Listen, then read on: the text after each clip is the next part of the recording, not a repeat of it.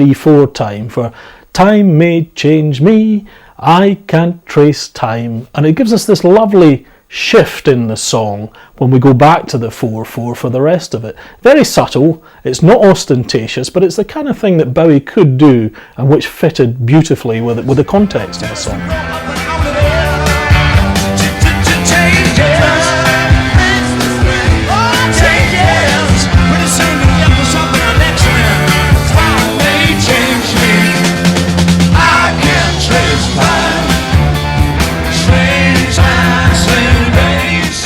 That particular thing was done on the keyboards. He wrote the riff. I mean, he played that on the piano. So that was all it. And what we would do, I'd just follow the chords, you know, as I've just played you on the beginning. I'd just follow the verse chords, which is just doing root, fifth, and octave on a lot of it. Changes was a very interesting song to open up the album. I think Bowie was making a lyrical statement. Changes. There's going to be changes in his life. There's going to be changes in the way he works. It was Bowie's background as a mime artist and as an actor, having been trained in that quite a lot and picked up a lot of influences, as well as a musician, that basically told him, I'm going to open the album with something that's going to surprise everybody. The opening riff from the F7th down to the D was great. I think people would be surprised to learn how much he influenced a lot of other people, because if you think of that riff that I've just referred to with the saxes, Bowie playing the saxes, it actually was very similar to some of the stuff that Roxy Music had done later on. Up until that point, you'd had the Beatles doing incredible things sonically and I suppose intellectually within their songs, but Changes kind of just took you to another place that no one had ever been to before. It also introduced the public to the wonderful string arrangements that Mick Ronson was capable of doing, those spiralling, cascading string riffs that became a trademark of Ronson's later on, and this was the first time we'd really heard them. So yeah, I think it was as much a statement of anything. Changes. It was a great album opener. Changes. Pretty soon now you're gonna get older. Time may change me, but I can't trace time. I said the time may change me, I can't trace time. Behind the scenes, his costumes are professionally cleaned and pressed. During the act, he slips into something new 3 or 4 times at least. David's chosen today a neat little model with a fringe. They are. Oh, it's all right. Later, he selects a satin psychedelic leotard, and then he's off to the bedlam once more. The image of the band being of this earth while you're up there, I guess as an actor to some degree, you believed in the concept of the album or albums, and that seemed to communicate. Well, I always think live's a lot better than the studio, you know. I mean, the studio is a bit sort of 4 walls and trying to create something to put on a record. I mean, we used to get fan mail, lots of fan mail, you know, where people actually did believe that. So, no, Yorkshire, honest, yeah, right. You know. There's no point in sitting in the studio making great records and never playing them to an audience, because that is what a musician's all about. He has to get out there and play to an audience, whether it's 20 people or 20,000 people. It's the buzz of playing to them and sort of showing off in a way that this is what I can do and this is what I do, and you know, all that stuff. In terms of stage show, it was riveting. You could not take your eyes off what's going to happen next, what's he going to do next, you know.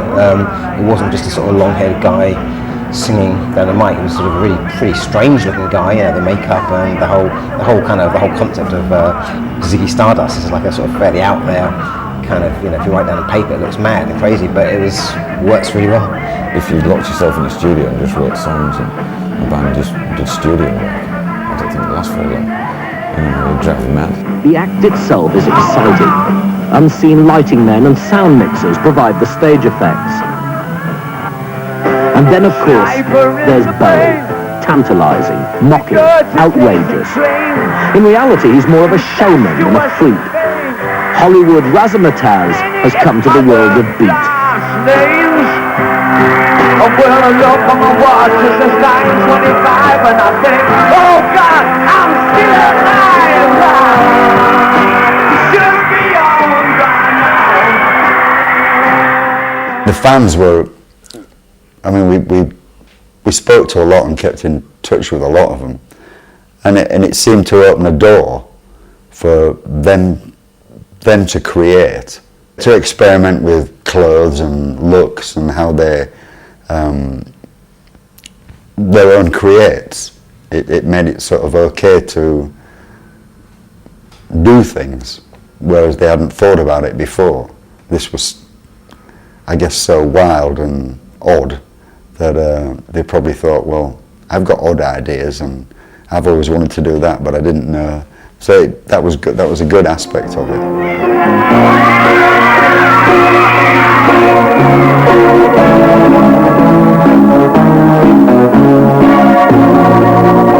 10 years ago, when the Beatles and Stones created scenes like this, the young saw them as rebels in an adult world.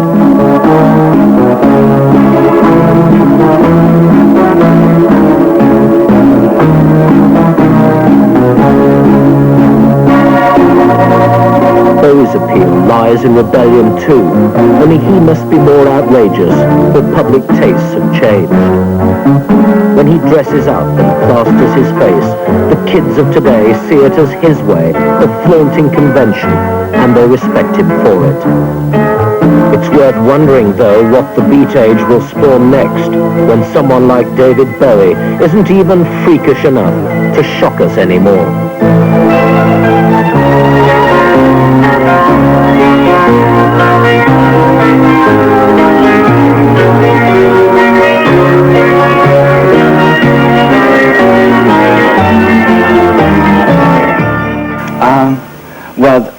I seem to draw a lot of fantasies out of people, and a lot of the fan mail I get. A lot of it is awfully nice. I mean, they say, how's your baby, and how's your wife, and what's your mum's name, and things like that. But some of them are worth framing.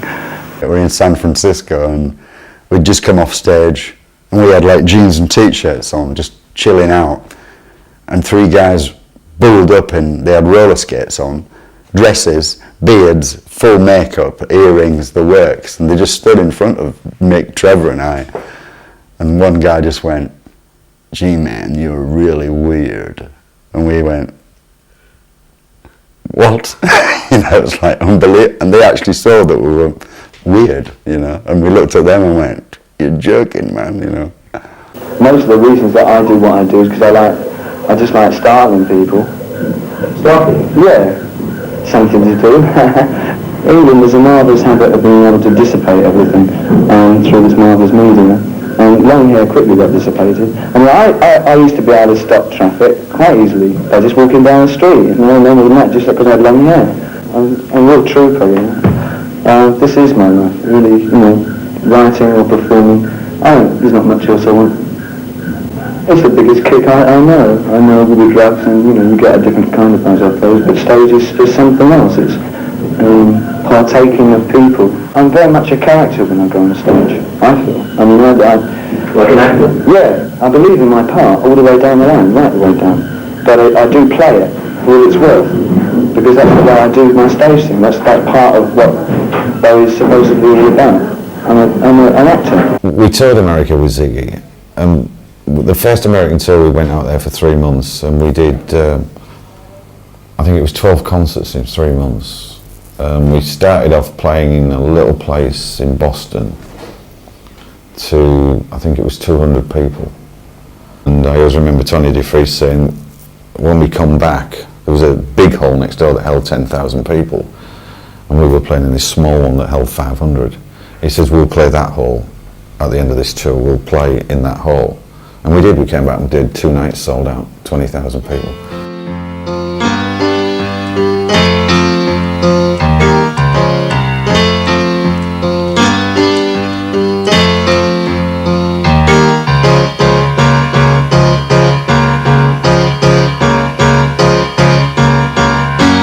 Wake up, you sleepyhead.